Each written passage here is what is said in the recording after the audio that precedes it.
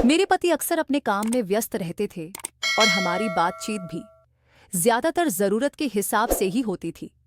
उनका व्यवहार मेरे प्रति कई बार रूखा होता था, जिससे मैं काफी उदास रहती थी। मेरा भतीजा बहुत ज्यादा खूबसूरत था, जिसके चलते मैं उसके तरफ बार बार आकर्षित हो रही थी। उसे देखकर मैं अपनी भावनाओं पर काबू नहीं कर पा रही थी। मैंने ठान लिया था कि मैं अपनी चाहत को अपने भती के साथ हर हाल में पूरा करके रहूंगी। एक दिन मेरा भतीजा अपने कमरे में सोया हुआ था और मैं इस मौके को हाथ से जाने नहीं देना चाहती थी, और मैं उसके कमरे में जाकर धीरे से उसके पास जाकर सो गई। आधी रात हुई तो उसने मेरी चीखें। मेरा नाम नेहा है और मैं देखने में बहुत खूबसूरत और जवान हूं। मेरी शादी के अभी 6 साल ही हुए थे। ससुराल में मैं अपने पति के साथ बहुत खुश थी, लेकिन न जाने क्यों दिल बार बार मेरे भतीजे की तरफ दीवाना होता जा रहा था। मैं अपने ससुराल में 8 सालों से खुशहाल जीवन जी रही थी। मेरा पति आदित्य उसे बहुत प्यार करता था और उन्होंने एक अच्छा जीवन साथी होने के सभी फर्ज निभाए थे। लेकिन हाल ही में मां ने महसूस किया कि मेरे दिल में अजीब सी बेचैनी हो रही थी। मैं अपने भतीजे आर्यन के प्रति कुछ खास भावनाएं महसूस करने लगी थी, जो मुझे खुद भी सही नहीं लग रहा था। आर्यन एक एस्ट होशियार और हंसमुख लड़का था। उसकी उम्र लगभग 22 साल थी और वह मेरे मायके में रहता था। आर्यन का व्यक्तित्व ऐसा था कि वह जल्दी ही किसी के भी दिल में जगह बना लेता था। मेरे मन में आर्यन के प्रति बढ़ती भावनाएं मुझे बहुत परेशान करने लगी थी। मैं अपने दिल को समझाने की कोशिश करती, लेकिन हर बार जब आर्य मेरे सामने आता, मेरी भावनाएं फिर से जोर पकड़ लेती। और क्यों ना होती, वह था ही इतना सुंदर कि कोई भी औरत उसकी दीवानी हो जाती। इससे पहले मेरे पति ने कभी भी नहीं बताया था कि उनका कोई भतीजा भी है। वह भतीजा जो हमारे घर एक नौकर बनकर आया था। वैसे तो सारे घर के काम मैं खुद ही किया करती थी, लेकिन अचानक मेरे पति कहाँ से भतीजे को लेकर आए थे, जो मेरे लिए हैरत की बात थी। मैं ऐसी तो नहीं थी, लेकिन जब भी उस भतीजे को देखती थी, मैं अपना दिल डूबता हुआ महसूस करती थी। रोज की तरह आज भी वह मुझे बहुत खूबसूरत लग रहा था। मैं उसको ही बैठे हुए देखे जा रही थी।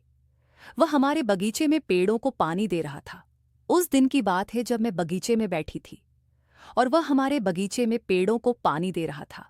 उसकी हरकतें, उसकी मुस्कान, सब कुछ मेरे दिल को विचलित कर रही थी।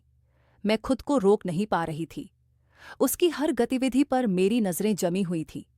मेरे पति ने कभी भी इस बात का जिक्र नहीं किया था कि उनका कोई भतीजा भी है। जब उन्होंने अचानक उसका परिचय करवाया और बताया कि वह हमारे घर के कामकाज में मदद करेगा, तो मैं हैरान रह गई थी। वह देखने में इतना सुंदर था कि कोई भी औरत उसकी दीवानी हो सकती थी। उसके चेहरे पर एक मासूमियत थी और उसकी आंखों में एक गहराई जिसे मैं समझ नहीं पा रही थी। जैसे ही वह पेड़ों को पानी देकर मुड़ा, उसकी नज़र मुझ पर पड़ी। उसने हल्की मुस्कान दी और अपना काम जारी रखा। मैं भी कुछ पल के लिए बड़बड़ा गई और नजरें फेर ली, लेकिन दिल की धड़कनें तेज हो गई। उस दिन के बाद से मैंने उसे अलग नजर से देखना शुरू कर दिया। शाम को जब मेरे पति घर आए तो मैंने उनसे उसके बारे में पूछा। उन्होंने बताया कि उसका नाम निशांत है और वह उनके दूर के रिश्तेदार का बेटा है। उसके माता पिता की मृत्यु हो चुकी है और वह अकेला है, इसलिए मेरे पति ने उसे यहाँ बुला लिया ताकि वह हमारे साथ रह सके और कुछ मदद भी कर सके। मुझे उसकी कहानी सुनकर दुख हुआ, लेकिन साथ ही एक अजीब सी खुशी भी महसूस हुई कि वह अब हमारे साथ रहेगा। दिन बीतते गए और आर्य ने हमारे घर के कामों में हाथ बटाना शुरू कर दिया। वह बेहद मेहनती और ईमानदार था। उसकी हरकतें और मुस्कान मेरे दिल को और भी ज्यादा आकर्षित करने लगी। मैं कभी कभी सोचती कि मेरे पति ने उसे यहाँ क्यों बुलाया, लेकिन फिर मैं खुद को समझाती कि यह सब परिस्थितियों की वजह से हुआ है। एक दिन जब मेरे पति किसी काम से बाहर गए हुए थे, आर्यन और मैं अकेले घर पर थे। मैं किचन में खाना बना रही थी और आर्यन बगीचे में काम कर रहा था। अचानक बिजली चली गई और घर में अंधेरा हो गया। मैं किचन से बाहर आई और आर को आवाज दी। वह तुरंत आया और बोला, आप चिंता मत करें, मैं मोमबत्ती लेकर आता हूं। आर्य ने मोमबत्ती जलाई और किचन में ले आया। उसकी रोशनी में उसका चेहरा और भी खूबसूरत लग रहा था। मैंने उसकी तरफ देखा और वह भी मेरी तरफ देख रहा था। हमारे बीच कुछ पल के लिए एक अजीब सी खामोशी छा गई, लेकिन उसमें इतनी हिम्मत नहीं थी कि वह मेरी तरफ कदम बढ़ा पाता। लेकिन किसी ना किसी को तो अपने कदम को बढ़ाना ही था, चाहे वह मैं हूं या फिर आर्यन। इस वजह से इस बारे में सोच रही थी कि मुझे क्या करना चाहिए जिसकी वजह से मैं इसके साथ एक रात गुजार लूं, उसके साथ अपनी जिंदगी की शुरुआत कर लूं। मैं अपने पति के साथ खुश थी, लेकिन मुझे उनसे वह खुशी ज्यादा नहीं मिल पाता था जिसकी इच्छा एक औरत एक मर्द से करती है। यही बातें सोचते हुए पूरा दिन गुजर चुका था। अभी आर्यन को आए हुए 15 दिन का वक्त गुजर चुका था, लेकिन वह 15 दिनों के अंदर ही मेरे दिल में जगह बना बैठा था। उसके बात करने का तरीका बहुत ही अच्छा था। वह बहुत ही अच्छे लहजे में मुझसे बात करता था, और दूसरी तरफ मेरे पति बहुत ही गंदी तरीके से मुझसे बात करते थे। इस वजह से मैं अपने पति से बहुत उदास रहती थी। आर्यन के आने से मेरी जिंदगी में एक नई चमक आ गई थी। उसके बात करने का तरीका, उसकी मुस्कान, उसकी मासूमियत, यह सब मुझे उसकी ओर खींच रहे थे। लेकिन मेरे दिल और दिमाग के बीच एक अजीब सी जंग चल रही थी। मैं जानती थी कि यह सब गलत है, लेकिन आर्यन की मौजूदगी में मुझे एक अजीब सा सुकून मिलता था। मेरे पति अक्सर अपने काम में व्यस्त रहते थे, और हमारी बातचीत भी ज्यादातर जरूरत के हिसाब से ही होती थी। उनका व्यवहार मेरे प्रति कई बार रूखा होता था, जिससे मैं काफी उदास रहती थी। वहीं आर्यन का बात करने का तरीका बहुत ही अच्छा था। वो बहुत ही सम्मान के साथ मुझसे बात करता था। उसकी हर बात में एक मिठास थी जो मुझे बार बार उसकी ओर खींच रही थी। लेकिन इस बात का पता मेरे पति को चला तो वह मुझे छोड़ भी सकता है, और इसी वजह से मैंने यह बात दिल तक ही रखी हुई थी। लेकिन मेरा दिल अब भतीजे का प्यार हासिल करने के लिए पागल था।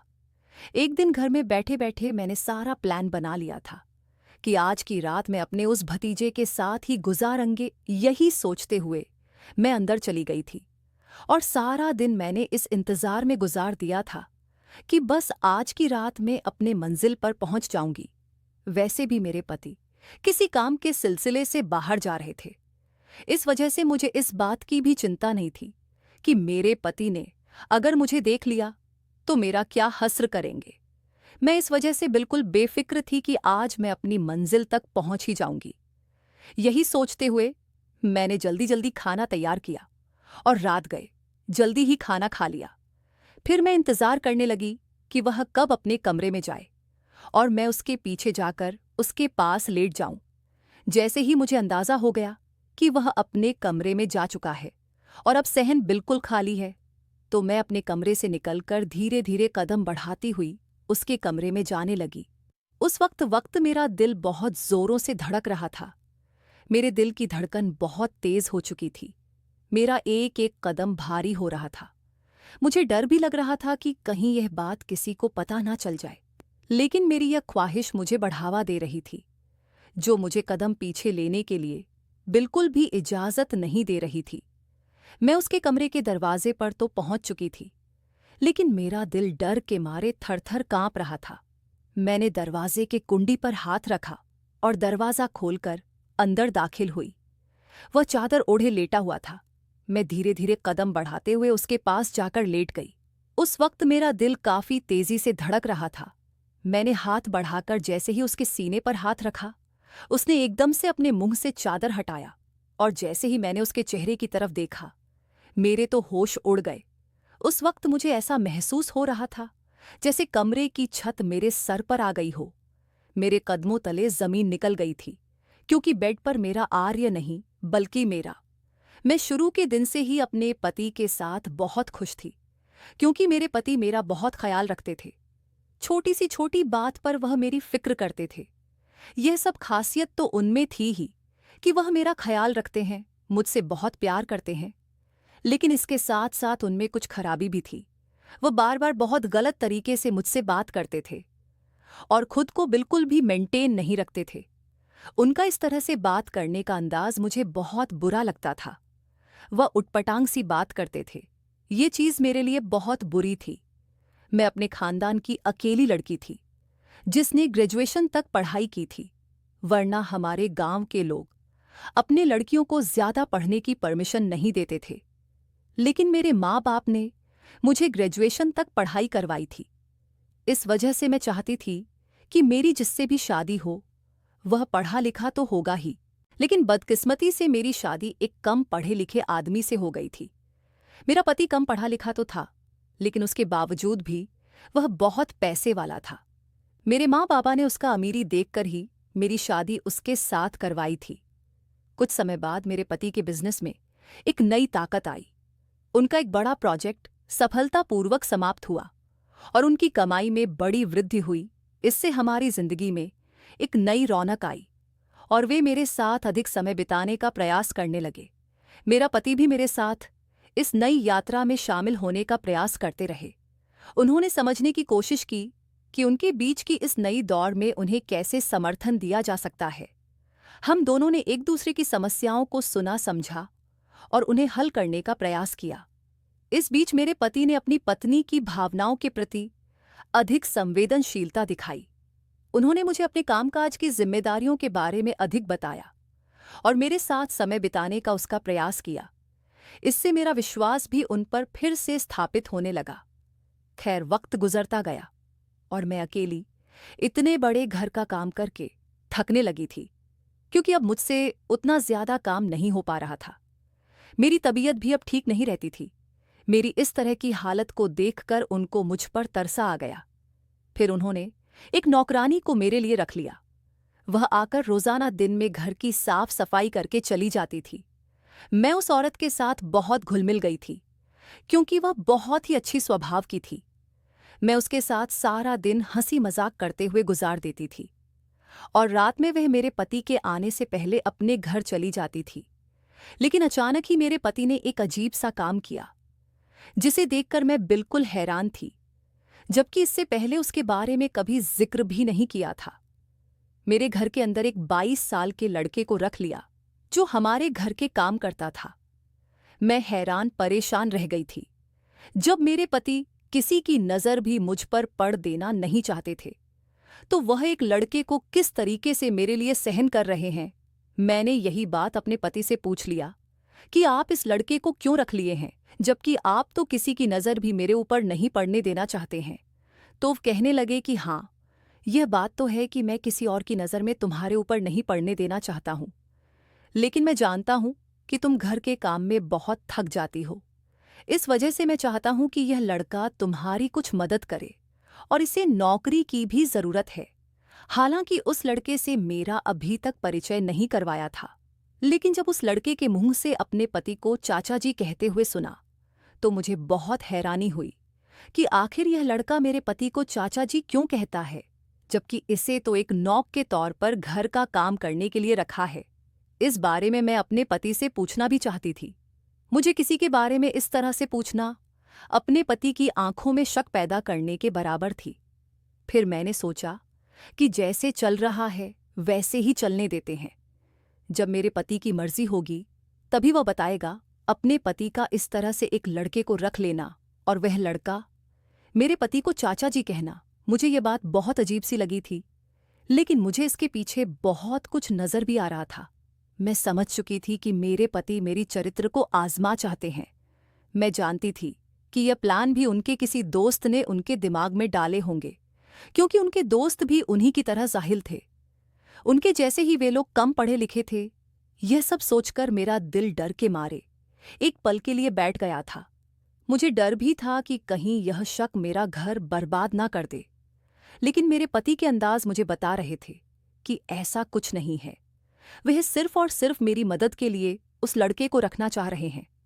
उस लड़के को घर में काम करते हुए 4 दिन हो गए थे, लेकिन मेरा आमना सामना अभी तक उस नौकर के साथ नहीं हुआ था।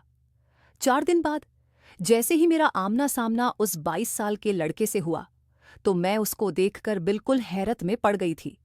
वह देखने में बहुत ही खूबसूरत लग रहा था। ऐसा हसीन और खूबसूरत लड़का वाकई मैंने कभी नहीं देखा था।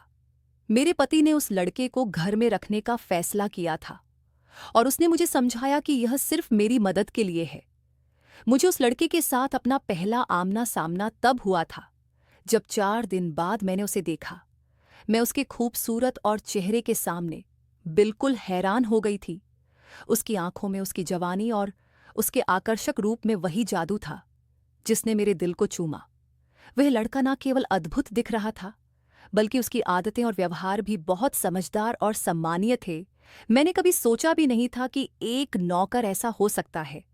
घर में उसका आना मेरे जीवन में एक नया मोड़ लाया। वह हमेशा समय पर काम करता और घर के सारे काम बिना किसी शिकायत के करता। उसकी मेहनत और समर्पण ने मुझे बहुत प्रभावित किया। मेरे पति भी उससे बहुत खुश थे और उन्होंने उसकी तारीफों के पुल बांध दिए थे। एक दिन जब मैं रसोई में काम कर रही थी, वह लड़का मेरे पास आया और बोला, दीदी क्या मैं आपकी मदद कर सकता हूँ? उसकी आवाज में इतनी मिठास थी कि मैं मना नहीं कर पाई। वह मेरे साथ रसोई में काम करने लगा और उसकी मदद से मेरा काम आसान हो गया। उसकी हरकतें और बोलचाल ने मुझे बहुत प्रभावित किया। उसको देखने के बाद मुझे ऐसा महसूस हो रहा था जैसे मेरे होश खो चुके हों। मुझे यकीन नहीं हो रहा था कि कोई लड़का इतना खूबसूरत भी हो सकता है। मुझे लगा कि जैसे वह कोई शहजादा हो, मैं उसे ऐसे ही देखती रहूं। मगर जैसे ही मेरे पति ने मेरे पीछे से कंधे पर आकर हाथ रखा, तो मैं एकदम से होश की दुनिया में लौट आई। वह मुझसे पूछने लगे कि क्या हुआ, सब ठीक तो है? तो मैं हड़बड़ाकर उठी और बोली, जी सब ठीक है। फिर वह मुझसे कहने लगे, आओ मैं तुम्हें इस लड़के से मिलवा देता हूं। अभी तक तुम्हारी मुलाकात इससे नहीं हुई है और इसके साथ मुलाकात भी तुम्हारे लिए जरूरी है, क्योंकि अब सारा दिन तुम्हें इसी के साथ गुजारना है। मैंने उनकी बात सुनकर सिर हिलाया और उनके साथ कदम से कदम मिलाकर चलती हुई उनके पास आ गई। उन्होंने उस लड़के से मेरी मुलाकात करवाई और उसके बारे में भी मुझे सब कुछ बताया। उन्होंने कहा कि यह मेरे एक दोस्त का भतीजा है और यह बहुत गरीब है, इसे काम की जरूरत थी, तो मैं अपने दोस्त के कहने पर इसे यहाँ ले आया ताकि यह घर के काम के साथ तुम्हारी कुछ मदद भी कर दे। इन सारी बातों में मैं उसके चेहरे को ही देखे जा रही थी। मुझे वह बहुत ज्यादा सुंदर लग रहा था। मेरी आंखें उसके चेहरे से ही नहीं हट रही थी। ये सब मेरे पति ने भी महसूस कर लिया था, इसलिए वह जल्दी से मुझे वहां से लेकर अंदर की तरफ चले गए थे, जबकि मैंने उनके साथ चलते हुए भी एक दो बार पीछे मुड़कर उसे देखा था। वक्त गुजरता गया और मैं उस लड़के के साथ बहाने से बातें करने लगी, फिर उससे अपने सारे काम करवाने लगी। अब वह मुझे भी मामी कहकर बुलाने लगा था। मैं भी उसकी बातों से प्रभावित हो रही थी। जब वह मुझसे बात करता था तो मैं चुप होकर उसकी बातों को सुनती रहती थी। अब मेरी बोलचाल उसके साथ कुछ ज्यादा ही बढ़ती जा रही थी। मेरे पति का काम ऐसा था कि उनको हर सप्ताह में 2-3 दिन के लिए दूसरे शहर में जाना पड़ता था। ऐसे ही इस बार भी उन्हें एक काम के सिलसिले में शहर जाना पड़ा था। मुझसे मिलकर और आर्य को कुछ बताकर करके वह अपने काम के लिए निकल पड़े थे। उस दिन ही मैंने सोच लिया था कि मैं आज उसके अपनी ख्वाहिश को पूरा करके ही रहूंगी। आज की रात में भतीजे आर्यन के साथ जरूर गुजारेंगे। मैं यह तमाम बातें सोच चुकी थी कि आज मुझे कोई नहीं रोक सकता, क्योंकि खूबसूरती ने मुझे पागल बना दिया था। मैं उसके साथ अपनी ख्वाहिश को पूरा करने के लिए व्याकुल होती जा रही थी, लेकिन मैं ये जानती थी कि आज मुझ पर क्या कयामत टूटने वाली है। जब रात हुई तो मैं धीरे धीरे अपना कदम बढ़ाते हुए उसके कमरे के अंदर चली गई। फिर चुपचाप उसके बिस्तर पर लेटकर अपना हाथ उसके शरीर पर फेरने लगी। फिर वह मेरी तरफ पलट गया और घबराकर कहने लगा कि मामी आप यहाँ। तभी मैंने उसके मुंह पर हाथ रख दिया और उससे अपने प्यार का इजहार कर दिया। उसके बाद मैंने उसके साथ वैसी हरकतें करने लगी जिससे वह भी अपने आप पर काबू नहीं रख सका। फिर उसने मुझे पूरी तरह से आज मेरी ख्वाहिश उसके साथ पूरी हो चुकी थी। मुझे असली खुशी का मतलब आज मालूम हो रहा था। ऐसा लग रहा था जैसे आज मुझे पहली बार इस तरह का खुशी मिला था। कुछ देर उसके साथ वक्त गुजारने के बाद मैं अपने कमरे में चली गई। मुझे आज बहुत अच्छा महसूस हो रहा था और इसी थकान की वजह से मुझे कब नींद आ गई पता ही नहीं चला। जब सुबह आंख खुली मैं बहुत अच्छा महसूस कर रही थी, लेकिन आर्य के चेहरे पर वह खुशी बिल्कुल नहीं थी। उसके देखने से ऐसा लग रहा था जिसे उसे इस बात का बहुत पछतावा है। जब रात हुई तो मेरे दिल में फिर से एक बार उसके साथ अपनी ख्वाहिश पूरा करने की अरमान जागने लगे। मैंने सोचा कि आज भी मेरा पति घर पर नहीं है, तो क्यों ना आज फिर से उसके साथ। लेकिन मुझे नहीं पता था कि आज मेरे ऊपर क्या कयामत टूटने वाली है। मैं अपने दबे कदमों से चलकर उसके कमरे में पहुंच गई। फिर धीरे से उसके पास लेटकर अपना हाथ उसके ऊपर फेरने लगी। तभी वह फौरन मेरी तरफ घूम गया और जैसे ही उसने अपने मुंह से चादर हटाया तो उसे देखकर मेरे होश उड़ गए। मेरे अंदर ऐसा महसूस हुआ जैसे मेरी जान निकल गई हो, क्योंकि उस चादर में 22 साल का भतीजा नहीं बल्कि मेरे खुद के पति सोए हुए थे। उन्हें वहां इस तरह से देखने के बाद मेरी आंखें बाहर निकलने लगी थीं। मैं एकदम डर के मारे पीछे हट गई। मेरे पति ने मेरे हाथ पकड़कर मुझे अपने करीब कर लिया। फिर मेरे मुंह पर एक जोरदार थप्पड़ मारते हुए बोले, तुम क्या समझती थी तुम यह सब मेरे पीठ पीछे करोगी और मुझे मालूम नहीं चलेगा? क्योंकि कल रात जो कुछ तूने आरण के साथ किया था वह सब कुछ मुझे बता दिया था और यह भी कहा था कि इसमें उसकी कोई गलती नहीं थी। मैं कब से तुम्हारी हरकत देख रहा था। मुझे सब पता था कि तुम्हारे मन में क्या प्लान चल रहा है। तुम मुझे धोखा देना चाहती हो। अपने पति के मुंह से ऐसी बातें सुनकर मैं बुरी तरह घबरा रही थी। ऐसा लग रहा था जैसे मैं डर के मारे मर जाऊंगी। ऐसा शक तो मेरे दिमाग में बहुत पहले ही आया था, मगर मैंने इसे अपना वहम समझकर नजरअंदाज कर दिया था। लेकिन अब वही सब मेरे सामने हकीकत बनकर आ खड़ा हुआ था। मेरे पति का गुस्से से बहुत बुरा हाल था। उनके चेहरे पर दुख और गुस्सा मुझे साफ नजर आ रहा था और वह मुझे खा जाने वाली नजरों से देख रहे थे। मेरे पति कहने लगे कि यह सब मेरा ही बनाया हुआ खेल था जिसमें मैं तुम्हें फंसाना चाहता था। मेरे दोस्त सही कहते थे कि तुम जैसी पढ़ी लिखी लड़कियां ऐसी ही होती हैं। मैं उनके पांव पड़ते हुए बोली, मुझे माफ कर दो। आज के बाद मैं ऐसी हरकत कभी नहीं करूंगी। मैं अपनी ख्वाहिशों के आगे पागल हो चुकी थी। इस वजह से मैं एकदम यह कदम उठाने पर मजबूर हो गई। उन्होंने एक और थप्पड़ मेरे मुंह पर मारते हुए कहा, तुम कितनी बदतमीज हो। तुम्हारे अंदर शमे नाम की चीज नहीं है। वह मेरी तरफ देखकर कहने लगे, मैं बहुत पछता रहा हूं कि मैंने तुम्हें इतना प्यार दिया, तुम्हें इतनी इज्जत और मान दिया, लेकिन तुमने सब कुछ बर्बाद कर दिया। तुम्हें मेरी इज्जत रास न आई। तुम इन सबके काबिल नहीं थी। तुम्हें तो जूते की नोक पर रखना चाहिए था, लेकिन मैंने तुम्हें सर का ताज बनाया। यह मेरी गलती थी। तो मैं उनकी तरफ देखते हुए कहने लगी, यह सब आपकी वजह से हुआ है। अगर आप मेरे साथ सही तरीके से रहते, सही तरीके से बातें करते, तो मैं कभी भी किसी और की तरफ अपना कदम नहीं बढ़ाती। मैं आपकी तरफ ही ध्यान रखती। मैंने कितनी बार आपसे कहा था कि आप अपना बात करने का रवैया बदल लें। उन्होंने मुझे उदास निगाहों से देखते हुए कहा, तुम्हें इतना मान, इतनी इज्जत, इतना प्यार दिया, इसका यह सिला दिया तुमने मुझे मेरी गैर मौजूदगी में। तुम किसी और के साथ जाकर सोने के लिए तैयार हो गई। तो मैंने उनकी तरफ देखते हुए कहा, इसके कसूरवार भी आप हैं। आपने ही मुझे इसका मौका दिया था। 2-3 दिन तक तो ठीक था, लेकिन आप मुझसे कई कई दिन दूर रहते हैं। आप मुझे ठीक तरीके से वक्त नहीं देते हैं।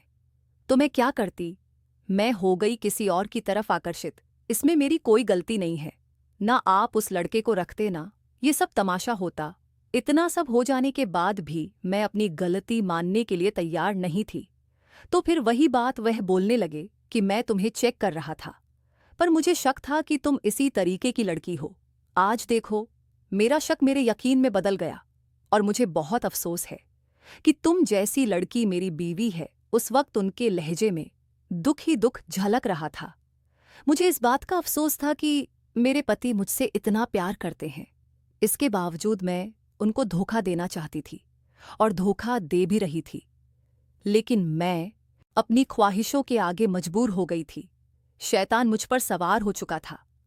अब मैं अपनी सफाई में क्या बोलती? बोलने के लिए कुछ भी नहीं बचा था। मेरे पति गुस्से से लाल चेहरा लिए एकदम से अपनी जगह से खड़ा हुआ और मेरा हाथ पकड़कर अपने पास किया और मेरे मुंह पर कहने लगे, मैं तुम्हारे साथ और नहीं रह सकता, क्योंकि जब जब मैं तुम्हारा चेहरा देखूंगा तब तब मुझे तुम्हारी इस घटिया करतूत याद आ जाएगा। मैं इस तकलीफ को एक बार तो झेल चुका हूं, लेकिन मुझ में अब इतनी हिम्मत नहीं है कि मैं इस तकलीफ को बार बार झेल सकूं। एक आदमी सब कुछ बर्दाश्त कर सकता है, लेकिन औरत की बेवफाई कभी नहीं। इसलिए मैं तुम्हें आज आज़ाद करता हूं और मैं तुम्हें तलाक देता हूं। उन्होंने मुझे तलाक दे दी और एक झटके में मुझे छोड़ दिया। उस वक्त मैं बिल्कुल पत्थर की मूरत बन गई थी और आंसू से भरी निगाहों से उनकी तरफ देख रही थी।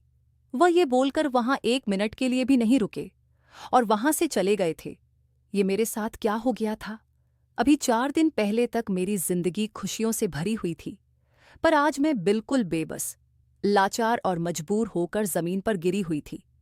जितनी इज्जत के साथ मैं रोजाना खड़ी होती थी, आज मेरे पति ने मुझे जमीन पर उतना ही जोर जोर से गिरा दिया था। और मेरे साथ बिल्कुल ठीक हुआ था, क्योंकि मैं अपने पति की गैर मौजूदगी में यह सब करती आ रही थी। लेकिन मुझे एहसास हो रहा था कि यह मेरे साथ क्या हुआ है। मैं वहीं बैठे घंटे रोती रही और अपना दर्द हल्का करती रही थी, लेकिन यह मेरे बस में नहीं था। मेरी चरित्र में जो दाग लग चुका था वह कभी भी ना मिटने वाला था। मैं उठी और अपना सामान बांध के अपनी माँ के घर आ गई। लेकिन वहां आने के बाद भी जो मेरे साथ शुरू किया गया वह बर्दाश्त करने के लायक नहीं था, क्योंकि मेरे पति ने सारी बातें मेरे घरवालों को भी बता दी थी, जिससे मेरी माँ के साथ साथ मेरे भाई और भाभी भी मेरे साथ बहुत बुरा सलूक करने लगे थे। मुझे घर की नौकरानी बनाकर रख दिया था, जहां मैं अपने पति के घर में एक रानी की तरह रह रही थी। लेकिन आज मेरी एक गलती ने मुझे बर्बाद करके रख दिया था। अब तो जो लोग भी मेरी तरफ देखते थे वह हमेशा गंदी ही निगाहों से देखते थे।